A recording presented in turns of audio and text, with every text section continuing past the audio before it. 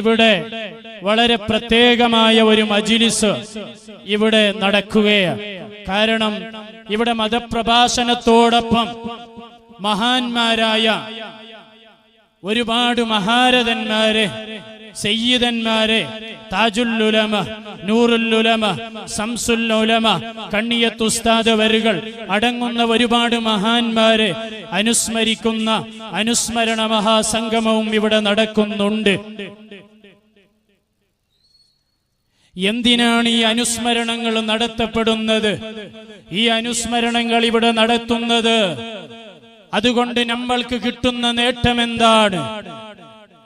ദിക്റുസ്സാലിഹീന കഫാറ, മഹാന്മാരെ അനുസ്മരിക്കുക എന്നുള്ളത് നമ്മൾ ചെയ്ത തെറ്റുകൾക്ക് പരിഹാരമാണ്, നമ്മളുടെ തെറ്റുകൾ പൊറുക്കാൻ കാരണമാണ്.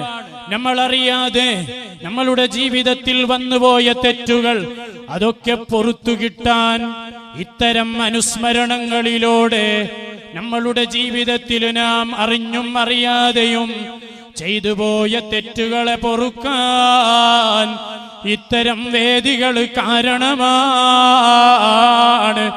അനുസ്മരണമെന്ന് പറഞ്ഞാൽ, മഹാന്മാരെ അനുസ്മരിക്കുക എന്ന് പറഞ്ഞാൽ അത് ചെറിയ സംഗതിയല്ല.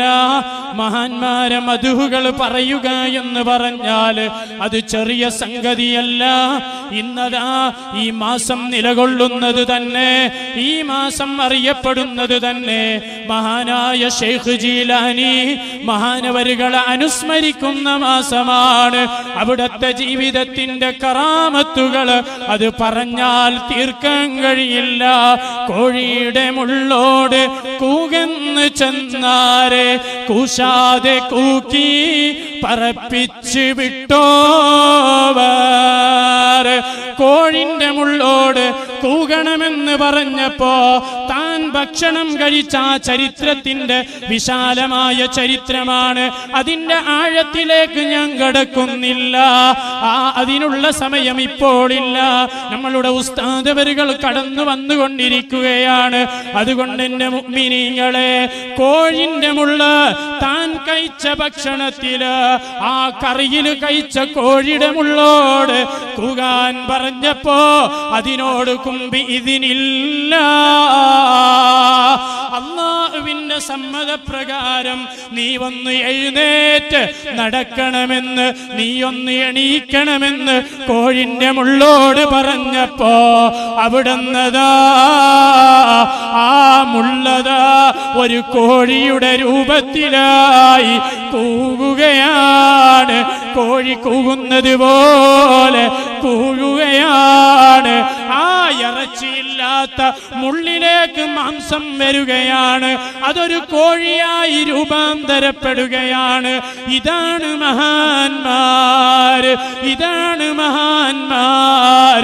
അവരതാ ഒരു കാര്യം പറഞ്ഞാൽ സയ്യിദുനാ കൂറത്ത് തങ്ങളവരുകള്, അതുപോലെ ഇന്നലെ ഇവിടെ ദുആക്ക് നേതൃത്വം നൽകിയ എൺമൂറ് തങ്ങളവരുകള്, സയ്യിദുനാ താജുൽ ഉലമ, അങ്ങനെയതാ മഹാരഥന്മാര് അവരൊരു കാര്യം പറഞ്ഞാൽ ലൗ അഖ്സമ അലല്ലാഹി ലഅബറ,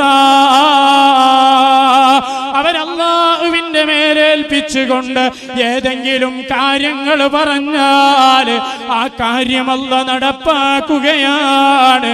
നമ്മൾ മടവൂർ ശൈഖിന്റെ ചരിത്രങ്ങൾ കേട്ടവരല്ലേ, താജുൽ ഉലമയുടെ കറാമത്തുകൾ കേട്ടവരും അനുഭവിച്ചവരുമല്ലേ. വേണ്ട നിനക്ക് രോഗം, വേണ്ട നിനക്ക് ക്യാൻസർ, കുമ്പോൽ തങ്ങളുടെ കറാമത്തുകൾ നമ്മൾ അനുഭവിച്ചവരല്ലേ.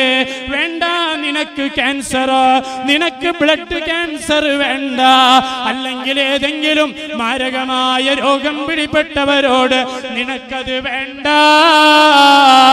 എന്ന് പറയുമ്പോ അവരുടെ രോഗം ശിഫയാവുകയാണ്.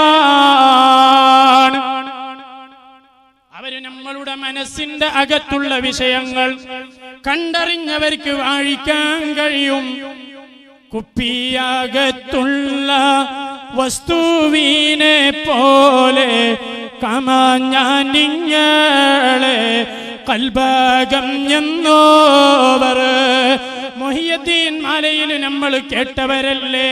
കുപ്പിയകത്തുള്ള വസ്തുവിനെ ഒരു ചില്ലിന്റെ അകത്തൊരു സാധനം വെച്ചിട്ട് അതൊന്ന് നമ്മൾ നോക്കുകയാണെങ്കിൽ എത്ര സുന്ദരമായി അതിനെ നമ്മൾക്ക് കാണാൻ കഴിയും എന്നതുപോലെ നമ്മളുടെ മനസ്സിന്റെ ഉള്ളിലുള്ള കാര്യങ്ങൾ അറിയുന്നവരാണ് മഹാന്മാർ. മഹാനായ അബൂബക്കറുൽ ഇമാദ് മഹാനവരുകളുടെ ചരിത്രം നാം കേട്ടവരാണ്. മഹാനവരുകൾ പറയുന്നു, ഞാൻ വിശ്വാസപരമായ കിതാബുകൾ അതൊന്ന് ഞാൻ മുതാല ചെയ്തപ്പോ എനിക്ക് ചില വിശ്വാസപരമായ വിഷയത്തിൽ ചില സംശയങ്ങൾ ഉണ്ടായി. അപ്പൊ ഞാൻ തീരുമാനിച്ചു, മനസ്സിന്റെ അകം കാണുന്ന മഹാനാണല്ലോ ശൈഖ് ജീലാനി. ആ ശൈഖ് ജീലാനി അവരുകൾ മഹാനായ അഹ്സനി ഉസ്താദ് അവരുകൾ ഇന്നത്തെ ഈ പ്രഭാഷണ വേദി ഉദ്ഘാടനം ചെയ്യുന്ന അബ്ദുർ റസാഖ് അഹ്സനി അൽ അഫ്ളലി ഉസ്താദ് അവരുകൾ നമ്മളുടെ വേദിയിലേക്ക് കടന്നു വരുന്നു. ഏതാനും നിമിഷങ്ങൾക്കകം മുള്ളൂർക്കര ഉസ്താദ് അവരുകൾ നമ്മളുടെ വേദിയിലേക്ക് കടന്നു വരും. അതുകൊണ്ട് എല്ലാവരും സദസ്സിൽ കയറിയിരിക്കുക.